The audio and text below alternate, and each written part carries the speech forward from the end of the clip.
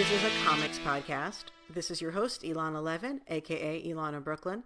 This is the show for people who know trans rights are human rights and also have an interest in comics about transhumanism, which Wikipedia defines as, quote, the belief or theory that the human race can evolve beyond its current physical state and mental limitations, especially by means of science and technology. And this is one of the themes of the webcomic O Human Star, which is centered on the story of a trans robot, the humans who made her, and the complex world of robotics and human development they all live in. The creator of this series, Blue Delliquanti, is my guest today. Blue is the creator of the Prism Award-winning webcomic O Human Star. Blue is also the co-creator of the graphic novel Meal with Soleil Ho, and The Stan with David Axe and Kevin Knodell. Thank you for joining me. Hi there. It's good to be here. Excellent. I met you first at FlameCon, which made sense because I first was introduced to your work at FlameCon, everybody's favorite queer geek convention. One of my friends, who's actually been on the show to talk about her own work, Ray Epstein, was like, oh, this webcomic is amazing, Ilana, you have to buy this trade paperback. And so I did, and she was right, and I've enjoyed it so much, and I've been wanting to get this together for a long time, so I'm happy to be able to do it. Oh, thank you so much for reading my work, and I really appreciate you having me on, and it was fun talking to you at FlameCon. That show rules. It really does. Like, there's just no other conglomeration of queer geek people like FlameCon, so... Yeah. It's really amazing how the vibe is different from a show that is, granted, like features a lot of queer creators and queer friendly work, but isn't directly, based around featuring it and comparing that to FlameCon. It's just completely different in a way that I didn't realize I was looking for. I really felt like for me, and I mean, I'm speaking obviously as like a white person, but like it was the most inclusive queer space I've really been in, and that was pretty amazing. Yeah, and it seems like the people who are attending the show and, see it that way for that same reason, they're looking to see that it continues to grow as an inclusive space and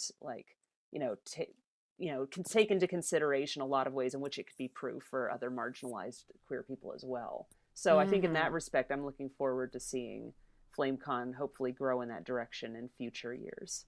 Oh yeah. Are you going to be coming this year? Yeah, I just submitted my application. It was interesting because a lot of folks were talking about the table policy that they had been working out the last few years, and it looks like they had updated it in a way that I thought was a good idea. So I submitted my application once I saw the updates to the policy. So fingers crossed I get in again next year. Yay! And this is really an exciting point in time for your own series. You're beginning I think you said penultimate chapter, right? Or halfway through the penultimate chapter of. Yeah. I'm entering the second half of the second to last chapter, so a lot of stuff will start happening very quickly in the next few months. Well, tell me, how did you get started writing writing and drawing, and just this is your child, O Human Star? Yeah, it's so funny. I do think of like my comics as children sometimes, but I was like, oh, it is my child. My child is 8 years old. I started working on it. Well, I started developing it in 2011, and I tell this story frequently, but it's such an interesting one. At least I think so. I got the basic premise for the comic from a dream I had. At the time I was in college, and I was in the habit of keeping dream journals because I have had and still have pretty vivid dreams. And I just woke up to one that was essentially the elevator pitch of what would become O Human Star, which is that this inventor or this technological innovator wakes up to discover that he is in a robot body that matches his old one exactly, and that he has been dead for several years. And he decides to go out and find his former partner and collaborator, and discovers along the way that that partner has created a robot that started as a copy of the hero, Alistair Sterling, but has transitioned into girl persona and identity for several years. So he's like coming to terms with both the long amount of time that he's been away, because he's been dead, but also coming face to face with this, essentially this teenage girl version of himself in one way or another. Yeah, it's such a cool concept. I mean, what I love is that it has this real focused and accessible way of talking about the human body and robotics, but it's Mm-hmm. completely rooted in these very personal stories about both teens and adults. And it's like you're talking about defining bodies and identities of human versus robot and trans and cis and straight and queer and growing up and like being a child versus being an adult. And it's just really like looking at how none of these categories are necessarily quite as stable as they're often ascribed to be. Yeah. The other thing that I think is interesting too, that goes along with, going from being a child to a younger adult to an older, more experienced adult, is that a lot of your experiences that you receive and a lot of your perspective also depends on when you do the growing up. One of the things that, I started considering when I was working on Oh Human Stars, that the three protagonists they all grew up at different times, and they're all having these things happen to them. They're all queer, and they all have these things happening to them at profoundly different times in like American culture. Granted, it's a kind of a off the beaten path, like alternative history version, but there's still some analogs to what we would know. And someone, a character that is born in the 60s versus a character that's born in the 80s to a character that is born in the mid 2000s, even if they're all queer, they all have, remarkably different experiences growing up and perceiving what it is like to be queer and coming to terms with that in yourself.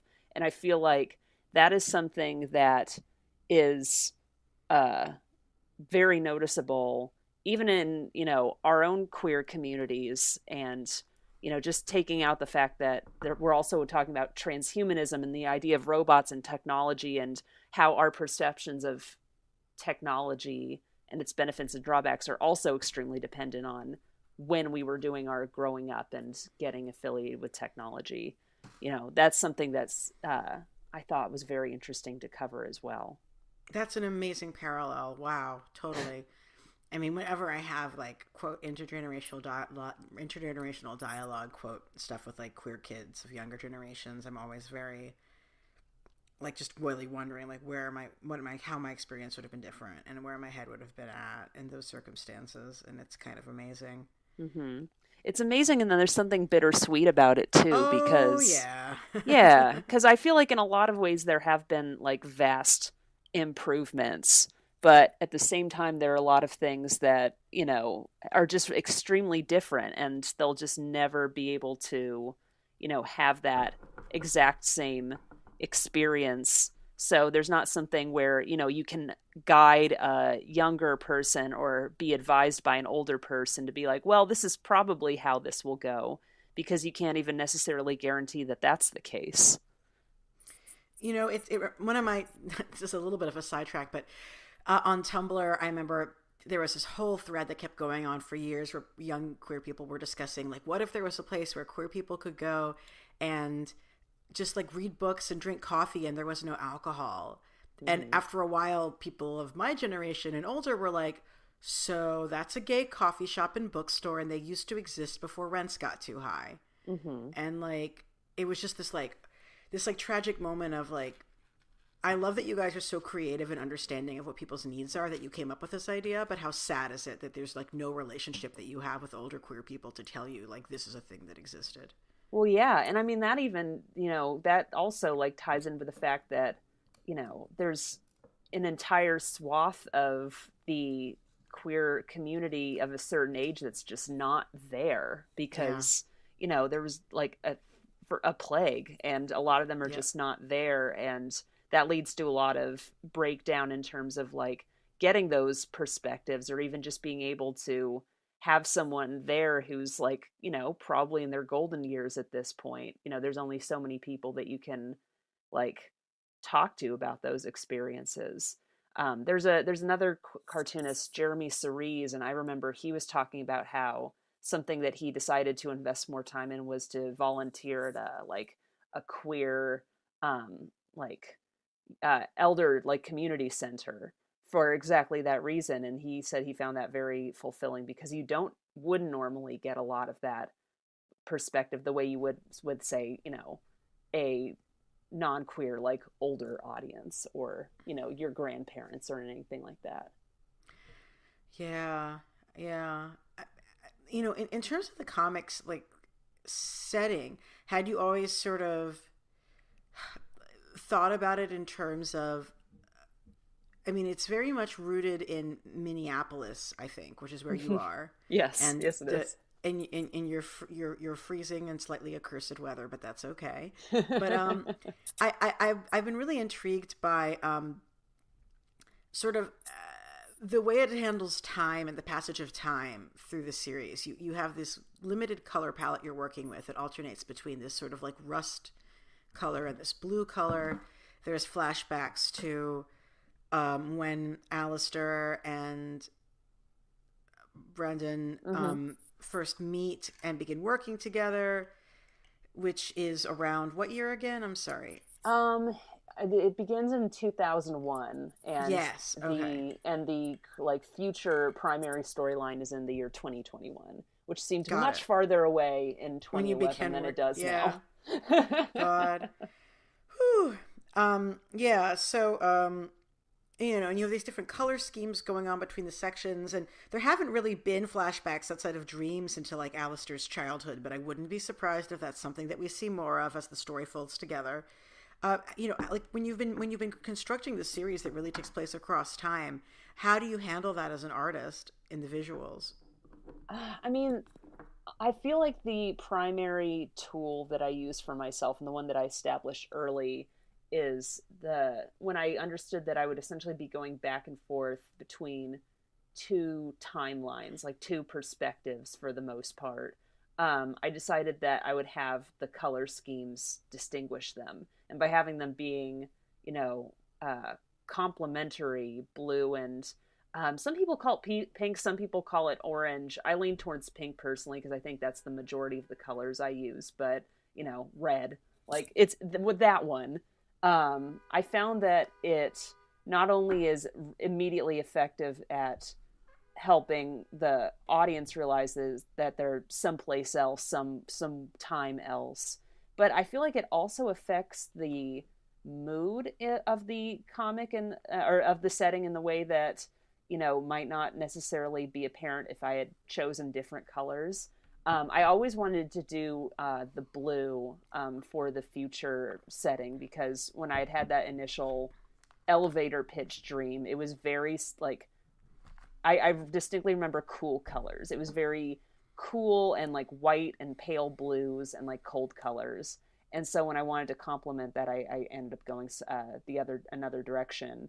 But yeah, I don't know. I feel like there's a warmth and a sort of nostalgia and a vividness that comes with the pink color scheme that ended up informing and bolstering what I was going for in those flashback sections.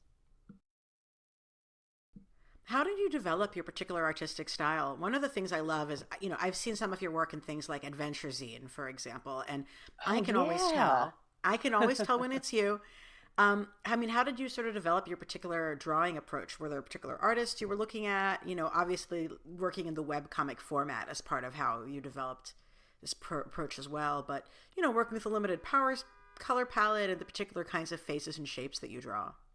That's a good question because I'm trying to think of who my earliest influences are. When I think about artists that really affected who I drew early on, I know Bruce Timm was up there. I was really influenced by Bruce Timm's work on like the Batman animated series and a few other things, just like really crisp, clear lines, like a lot of detail sacrificed for really dynamic simple shapes. Later on, when I studied other comic and animation concept artists, I got really into Alex Toth, I think is how you say his last name. He did a lot of work for, Yeah. yeah, like Johnny Quest in the Hanna-Barbera era of superhero comics. Who else was really influential? I was in the like primo era for um, the manga boom of the late 90s, early 2000s. And I remember being very inspired by Hiromu Arakawa, the creator of Full Metal Alchemist, who also has a very like distinct face drawing style, and she loves using contrast and just like really thick dynamic line work, and distinct like characters who all look very distinct and all have a very like evident visual personality. Mike Mignola is up there too. Like it's kind of all over the place, but I was always really drawn to crisp, solid line work that will, say a lot with a little. I was always very impressed by that. Your visual tone is so different than Mike Mignola's, but as soon as you said that, especially in the machines, I Mm-hmm. totally see that. I totally see that in the machines. It's for a very different filter, but wow, that is so interesting. I was really impressed by what Mignola could do, because there are some pages of Hellboy, for example, that could easily be 75% spot black, but he had enough of an understanding of what was going on underneath there, or what to reveal, like what was cast in light while the rest was cast in shadow, that the reader's brain could fill in the rest. And, Mm-hmm. I feel like an understanding of the form beneath whatever shadow or anything that you lay on top really goes a long way in helping the audience fill in the blanks. And I was also really influenced by artists that have a good sense of timing. Like Mm. pacing is really really important to me in how I tell out my stories. I think in that respect, Mignola is really good at that, as is Naoki Urasawa. He is the artist, or he's the creator of the graphic novel Monster 20th Century Boys. But I was super duper influenced by Pluto, which is Pluto is a retelling of an Osamu Tezuka Astro Boy story. And the Hmm. original story is about this powerful robot that decides to destroy all the other extremely powerful robots in the world so that he is the most powerful robot. And Astro Boy is, it's an all ages general audience, sci-fi superhero story, but Naoki Urasawa changes it to be a like murder mystery, like a mature, Hmm. like muted and like melancholy murder mystery that with a global scope. And Astro Boy goes from being this like little kid, superhero robot to being like genuinely like a young child with like a perspective on the world that is like experienced but kind and still like gentle in a way that was extremely impressive to me. I don't know. I Hmm. really liked the way that he updated this story and talked about robots and their dealings with humanity in a way that was very nuanced and deliberate and suspenseful. I liked that very much.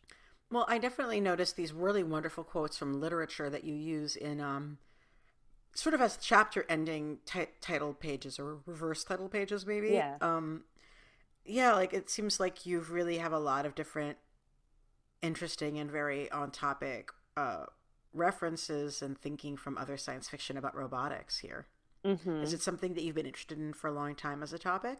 Yes. Yeah. I was always really interested in how, like, different cultures, different times thought about the idea of artificial humanity. It was really interesting to see when people were more uneasy about it and others were more accepting of the ideas that those possibilities implicated. The title "O Human Star" comes from the original translation of this play by a Czech playwright named Karel Čapek, called Rossum's Universal Robotics RUR. It comes from like the Mm-hmm. WPA era of bringing theater to general audiences in the United States, and it's not the most like like, there's better robot stories out there now, but it was very influential in its way. And it talked about that idea of robots or androids, really the robots he describes are very, they're kind of like the Cylons from Battlestar Galactica, like indistinguishable from humans, but they have a very different perspective because they were built to be laborers. And they just, have that. It's the beginning of the end is what that play depicts, like that break from humanity that the robots experience, and understanding that their life experience is profoundly different and can never be reconciled. It's definitely Yeah. recognized as like an important socialist work that I think people have talked about from that perspective a lot. Yeah, well, the word robot comes from the Czech word for, I think, like a serf or a laborer. Like that is Yeah. ingrained in the word, and I always thought that was very interesting too. Well, I mean, one of the great things that your comic really talks about is this question of like robots almost as different classes of people, because you have some robots are more humanoid than others, and who decides which kind of robots are treated in what way. Hmm. Yeah, I didn't want to try and have it be too much of an overlay for real, human class circumstances, but I do notice that when it comes to engaging with robots in real life, it's extremely dependent on what the person that robot is interacting with at any given time, or that relationship that the person wants to create with a robot. It's very conditional. And, especially in the bellwether that I always think about, because it's, it happens once every year, every 2 years, is whenever Boston Dynamics releases a video of their newest prototype. And these are the folks who they started by creating Big Dog, which is this pack robot that I believe was designed with like the Department of Defense in mind, but it looks like a mule with like no head. It's just got a torso and 4 legs, and it carries a whole lot of weight, and it's able to climb slopes and go across ice. And the thing that I always remembered is it'll be walking in the demo video, and someone will kick it like in the torso, and it'll kind of go whoa, whoa, whoa, whoa, whoa, and then it'll balance out and keep going on its way.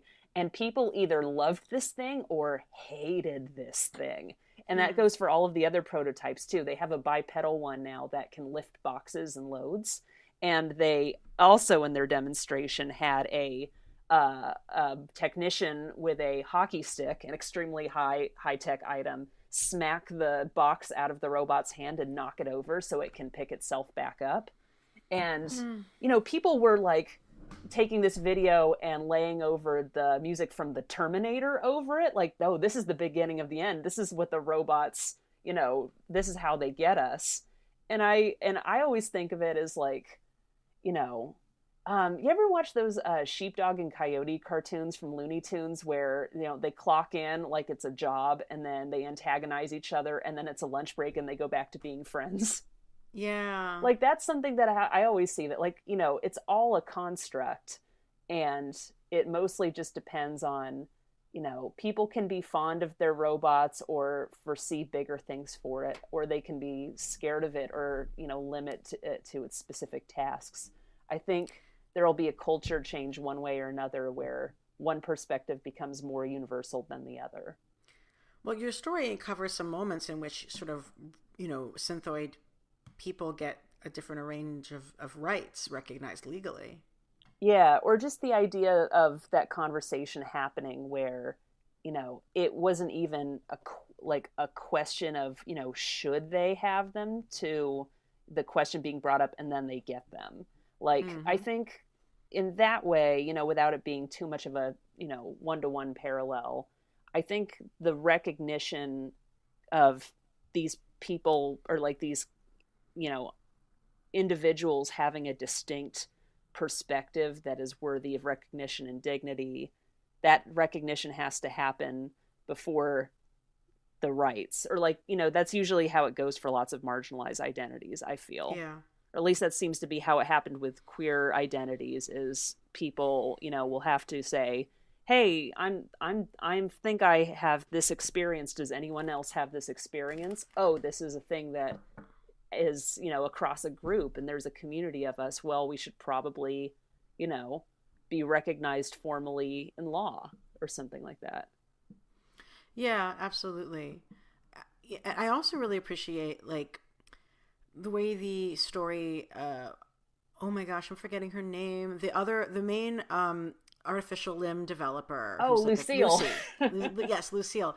So you have a character who builds artificial limbs and who like prosthetic limbs and really advanced, and she uses them herself. And there's so many great questions that she brings up about like when and how do you want limbs to resemble the same as standard, ones that people are born with, or developing different alternatives that are more creative, more expressive, less trying to pass. And that's just another really big consistent theme throughout the story. I really enjoy Lucy as a character, and I'm glad she gets the screen time she does, so to speak. Yeah, I was really like Lucille didn't have as much of a role in the first outline, but as I started developing the story, I realized how valuable her perspective was for various reasons. And also, I realized, as time passed, that this is a conversation that's happening now for people who use prostheses. I get this has become a running joke, but like literally on Twitter several times in the last few months, I've gotten linked to this website called the Alternative Limb Project, I think it's called. And it is these folks, people who use prosthetic limbs, design them, create prototypes, model them. Folks are coming up with extremely innovative or interesting and divergent from human anatomy limbs for, both for practical and aesthetic purposes. There are people who have limbs that are like tentacles, and there's a famous singer or a musical performer in Europe who has a prosthetic leg that's just a black spike, like a black pyramidal spike that is extremely gorgeous. And it's something that I think people who have, more options when it comes to the kind of prostheses they have access to, they have more say in how that reflects not only what they do and what they are capable of physically, but also how that reflects their identity out on the world. And it's interesting to see this conversation as I've witnessed it, with among these folks, in terms of taking something that is, I guess, traditionally considered a disability or a misfortune, something where you have to either like make it seem as unnoticeable as possible or try and normalize your experience the best you can, to drawing attention to it or augmenting your experience in a way that would be impossible with human limbs. I mean, think of those feat that Paralympic runners wear, the scythes, like something that would give you an edge that you'd be incapable with human feet. That conversation about augmentation and destigmatizing your alternative experience is very, very interesting to me. My friend who has a prosthetic leg has the same design as the Winter Soldier's robotic arm printed on his, although it doesn't have the other complex elements of it but although that also is the thing is, so much of the advancement in prosthetic limbs that we have is a product of the fact that all of these soldiers had their limbs blown off in Iraq and Afghanistan. And your story also looks a lot at how government tries to, particularly the military, tries to get access to particular technological tools, and how military funding is the only way that some really important work gets funded. And so how do you control it so that, for example, your giant robot gets to be used for construction in the city versus killing people in faraway countries? Yeah, and that's a really like nuanced, in-depth conversation that we should be having more. And I feel like, I could only touch on it in the story so much because at the end of the day, it's a personal story about a family. But yeah, at the end of the day, these robots that Boston Dynamics put out, their primary customer that they're trying to court is DARPA. There's only so many venues for a lot of these expensive, innovative robotics projects. And I mean, there are precedents for things that end up having a lot of like, public use, like the internet, also starting in that same place.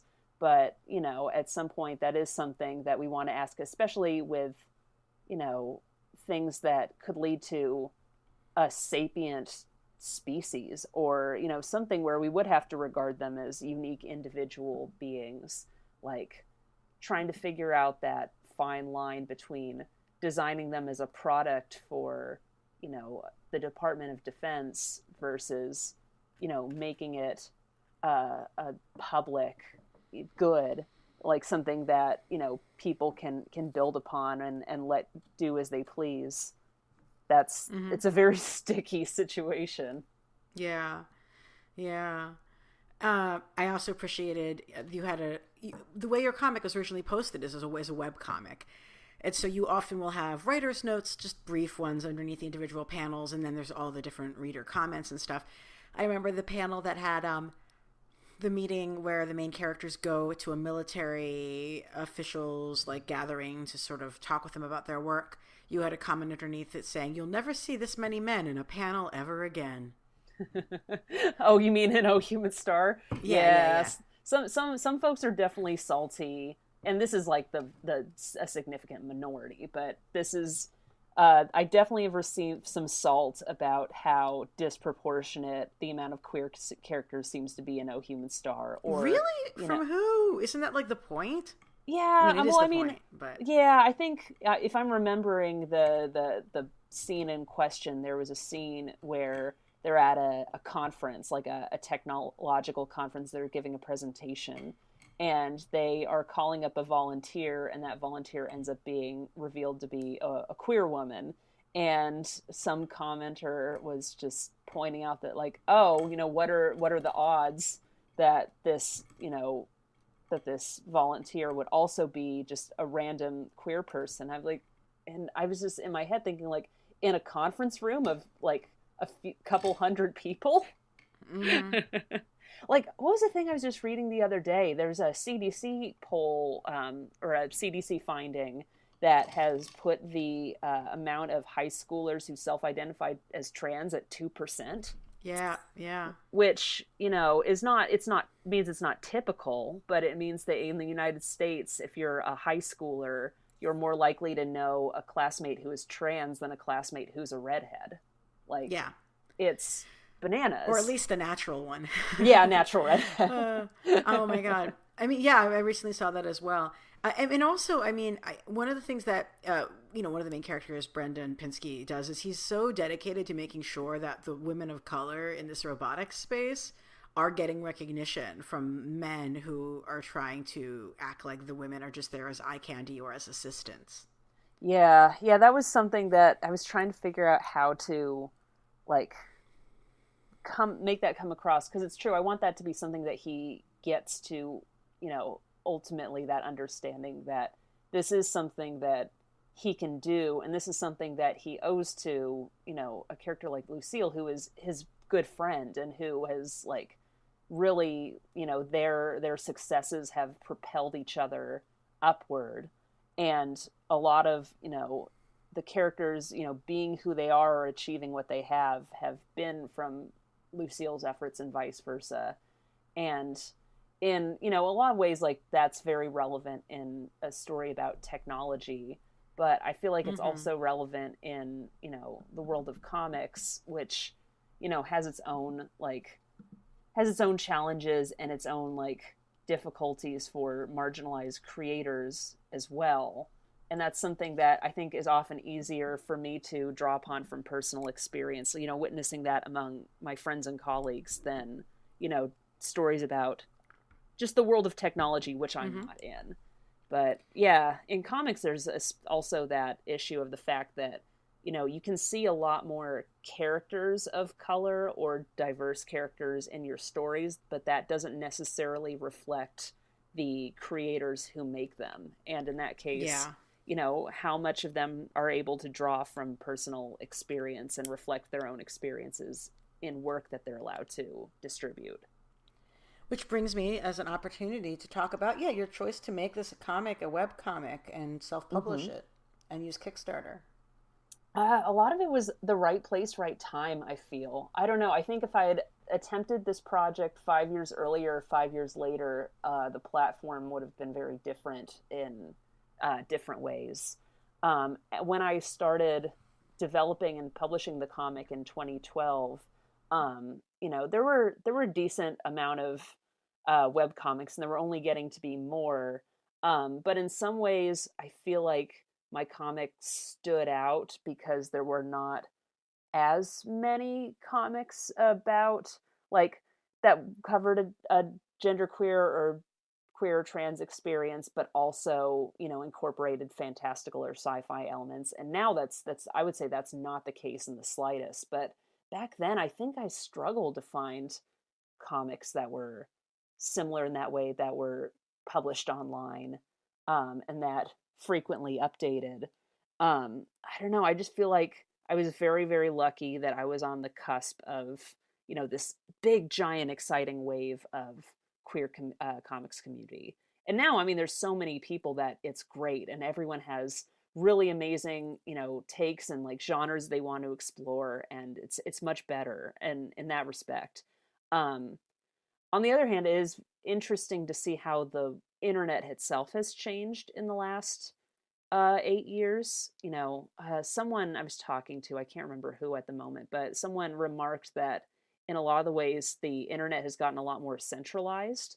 For example, we will maybe visit like 5 social media sites instead of going to a bunch of individual websites, where you might host a webcomic, but instead you might go to, well, you might have gone to Tumblr, or you could go to, what are some other ones, like Webtoon, that sort of thing, Tapas.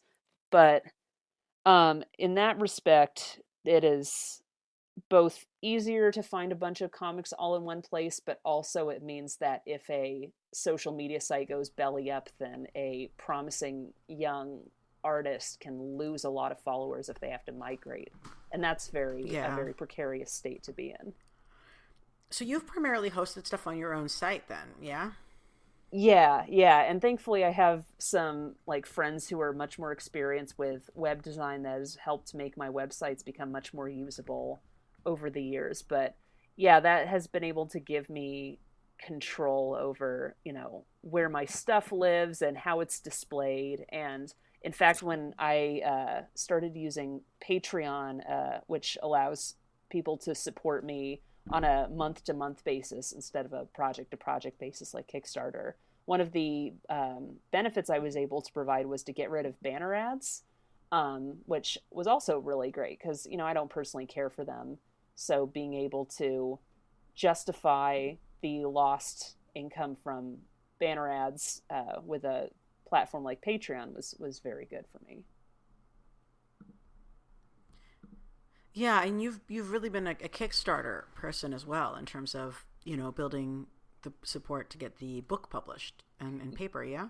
Yeah, and I think that was another example of right place, right time, in that a lot of my good friends were also starting to explore Kickstarter like within a few years before me, and they had racked up a lot of practical experience about what works, what doesn't, what are some good things to incorporate, what are some good considerations to keep in mind. Just a lot of stuff that you wouldn't even think of. Like, don't run a Kickstarter in December because you get all this money and then you aren't able to spend it all before the new year rolls around, and then suddenly you're liable for all this extra taxable income. Just stuff that like you wouldn't know unless your friend who's been burned by that before gives you that advice.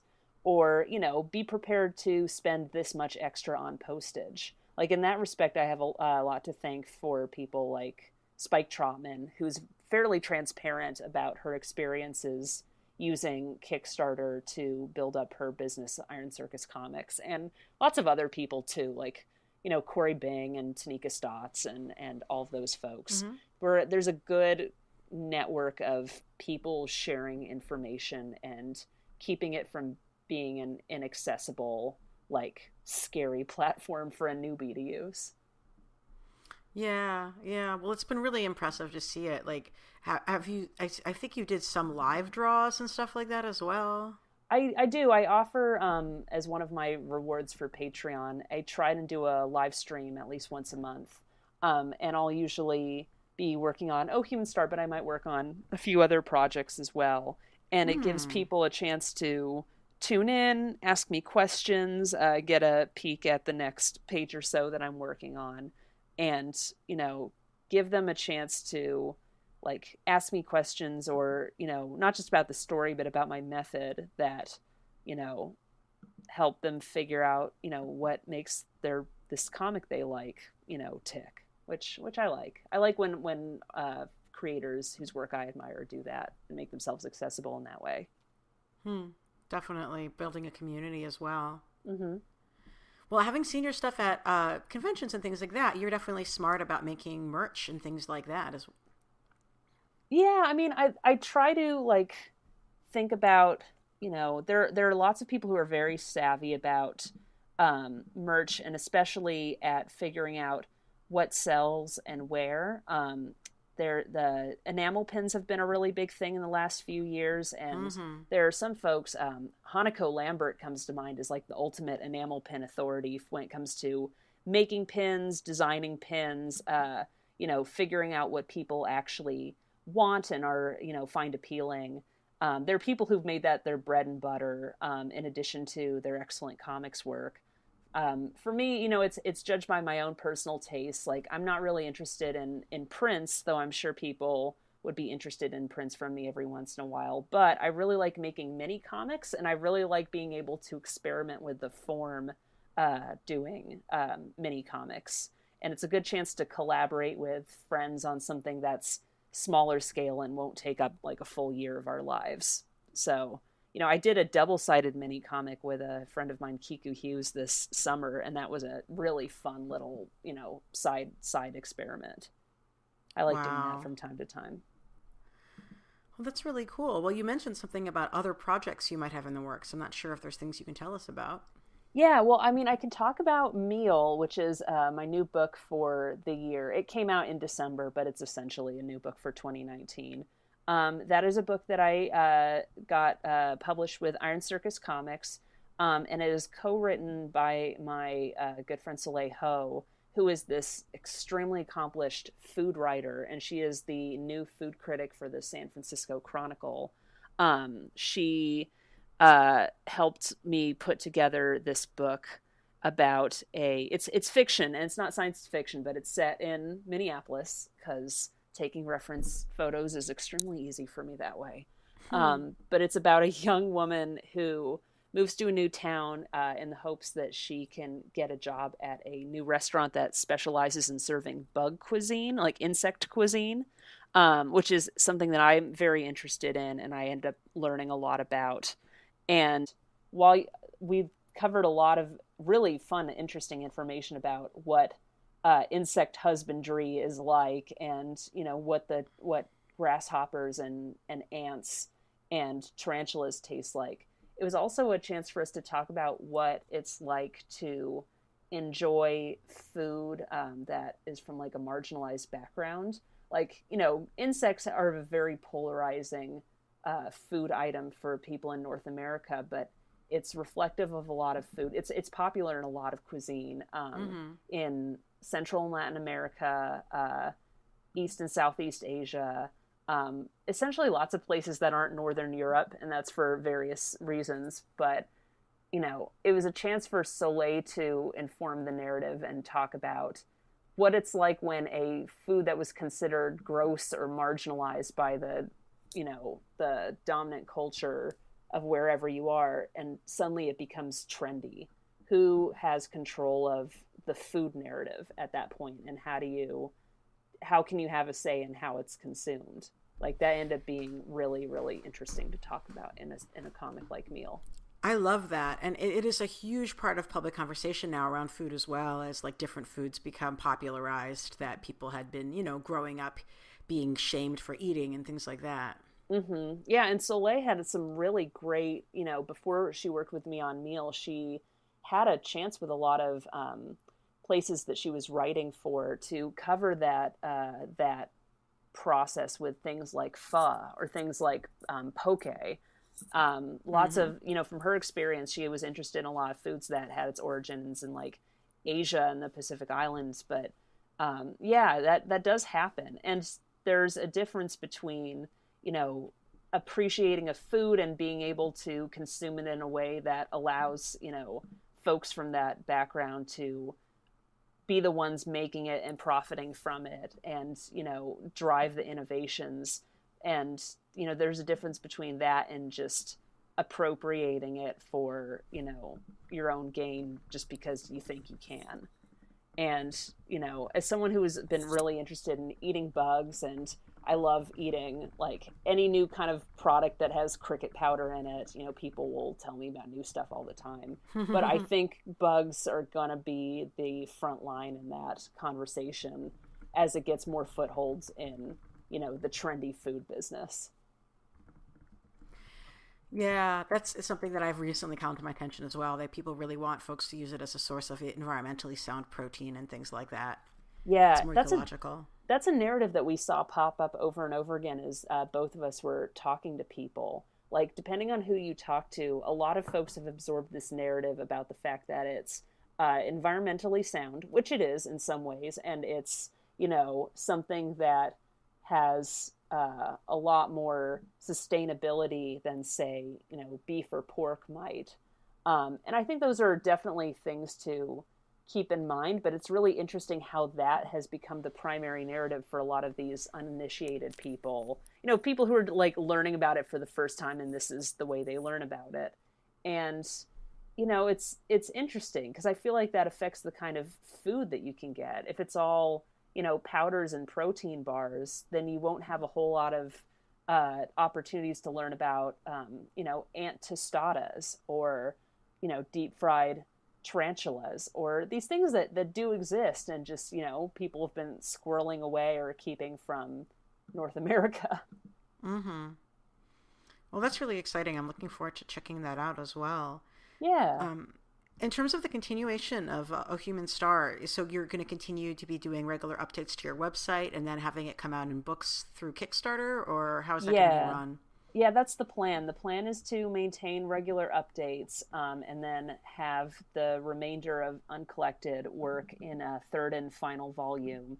I anticipate that will probably happen by the end of 2020, just based on how much comic I think I have left in me. Mm-hmm. But yeah, the end is in sight. It's very strange getting to draw and finalize these pages that have existed in some form or another for nearly 8 years. It's very weird.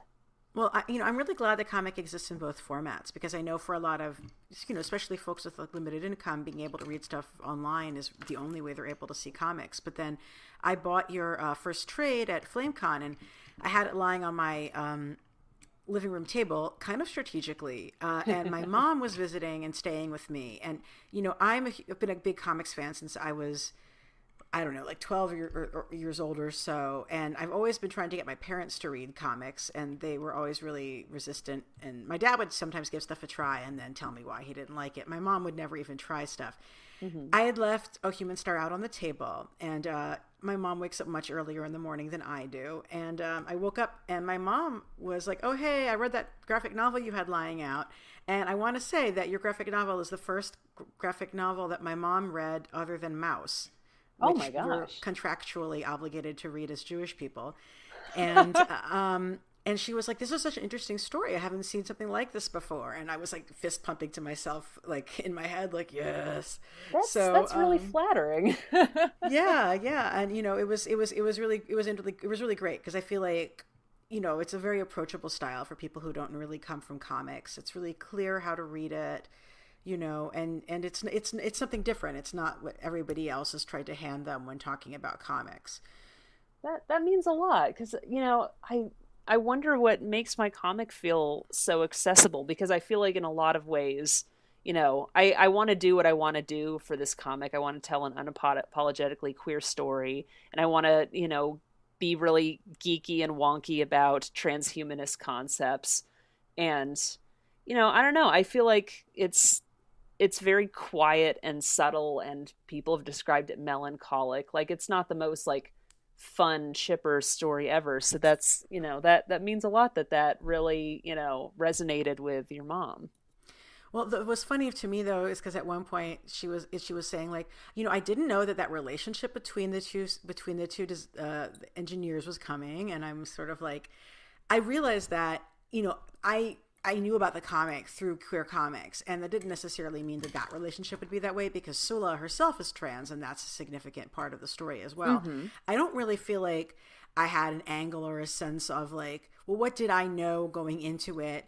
I certainly wasn't surprised, but I don't know if it was because of the context in which I was introduced to it or not, or Mm-hmm. something about my genre familiarity. But I was like also glad to have like successfully made my mom read another story about queer people. You know what I mean? Yeah, no, So, that's really cool. And I guess I didn't think about it that way either. The only time, I think someone might have come across my work not necessarily knowing what it is, because, when they come at it at a show, I usually will say up front, oh, this is a queer book, because that's how it gets in the hands of people who, generally are the ones who want it the most. mhm.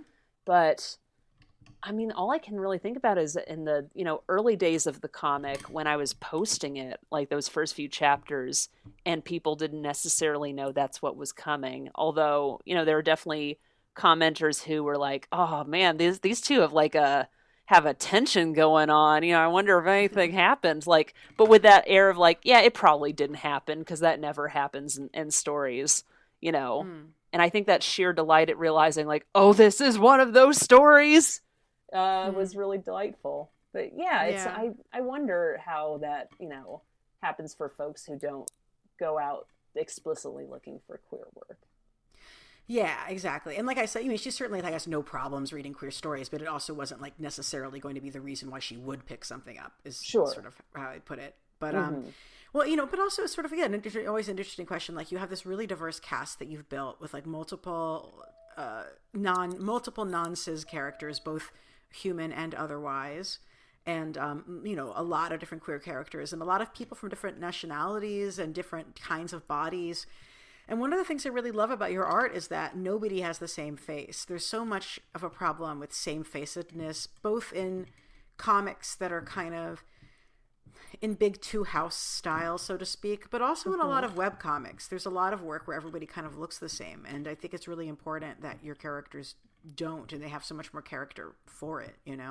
Yeah, well, and that's something that I personally find very satisfying when I'm developing characters, is trying to figure out what makes them distinct, or what, gives them like a kind of, beauty, or memorableness.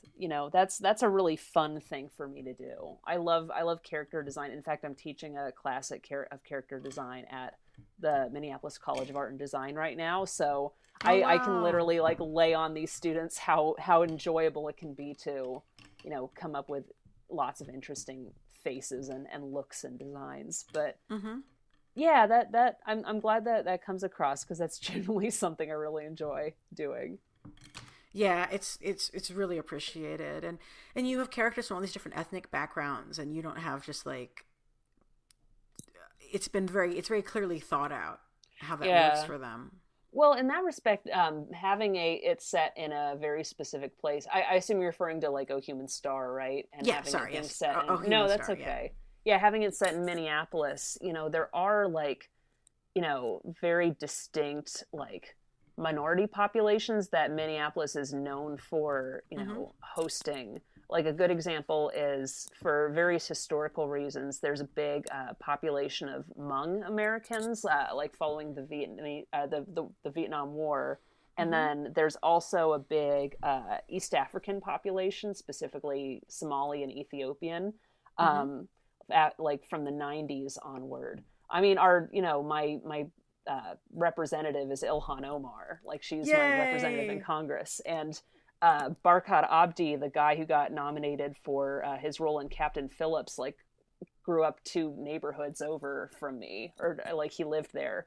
So it's something that, like, if you live here, it would be very weird if there weren't any, like, women in hijab, or like, East African families just like going about their day in like a place set in Minneapolis. Like, it just wouldn't it wouldn't feel authentic because Mm-hmm. that's not what Minneapolis is. And yet there's So lots of mainstream comics that take place in New York City without any queer people or any Jews. It's like, wait, yeah, where are the it's just sort of like it you have to be aware of sort of where you're actually setting a place and what that you know things become much more real when you like are able to, if you are familiar with a place and you see it reflected in a movie or a book or a comic, and have it reflect like, oh, that is like, that does remind me of when I used to live here, that is indicative of my lived experience. Or for people who don't aren't familiar with the place, I feel like it's selling a place short if you don't think about the people who occupy it, because a place is its people. Mm-hmm. Mm-hmm. Yeah. Yeah. And also, just to shout out, I absolutely noticed and appreciated how the robot prototypes are named after different Hebrew letters. Thank you. I'm trying to remember the original reasoning behind it, if there was anything beyond, well, Brendan is Jewish and, or culturally Jewish.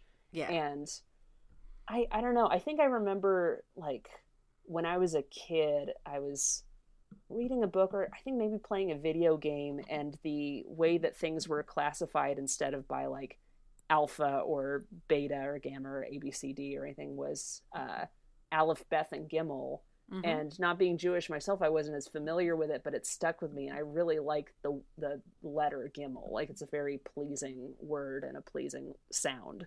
So I think it just kind of stuck with me. And I was like, oh yeah, that could work for this for Well, various reasons. it felt very believable that he would do that. Absolutely. Absolutely. Well, Yeah. these are just wonderful characters, and I've just enjoyed them so much. I mean, the supporting cast, the main family, and sort of the complexity of oh my god, I have to say, we haven't had any spoilers at all, and yet I feel like we've had a super rich conversation around the comic.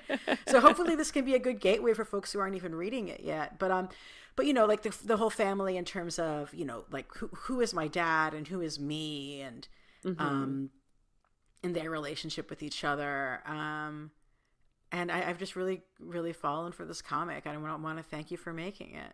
I really appreciate that. Thank you for, being so invested in my work and for reading it and for sharing it with people who like it in turn. That, I I feel like it's, my work on this project and getting people familiar with this project has snowballed in a really satisfying way. Like, I've been able to see that readership grow, and I've been able to see people, create fan works that are, inspired by their passion for it. And Oh, it makes me wow. really happy. Yeah, there's, if I don't know how familiar you are with the fan fiction site Archive of Our Own, but you can like look up things but based on the property that they're inspired by. And Oh Human Star Mm-hmm. has 3 fanfics, and it's extremely flattering, and they're all Oh, well written. wow. I'm just like, wow, this took like, people really had to have liked my work to have spent this much time writing something this sincere. Sure. That's Yeah. huge.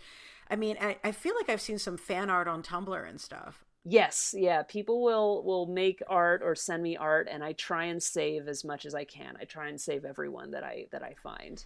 And you have this sort of community on the webcomic as well, because people leave comments and stuff and discuss it. Like, how does that Yeah. feel, sort of hosting that conversation on your own site?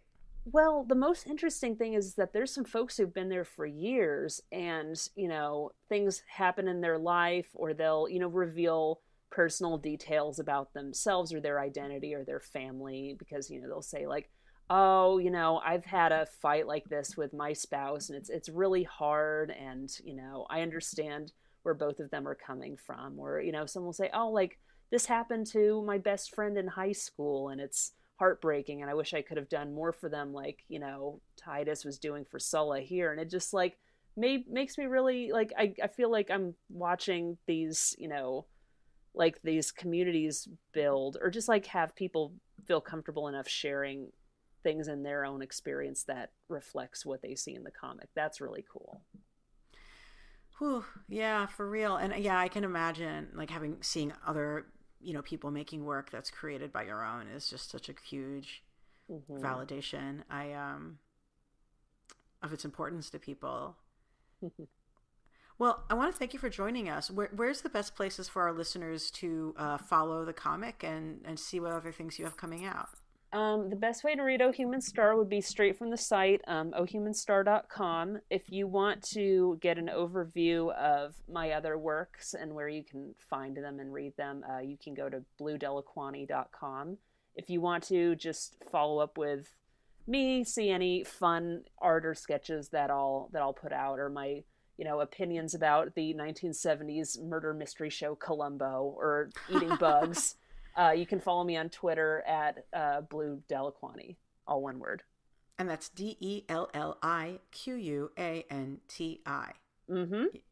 Well, thank you for joining me. And thanks to our listeners. You can contact me on Twitter, far too much, because I'm there too much, at ELANA_Brooklyn. And of course, graphicpolicy.com for all your comics news and reviews. Thank you for joining us, and keep it geeky.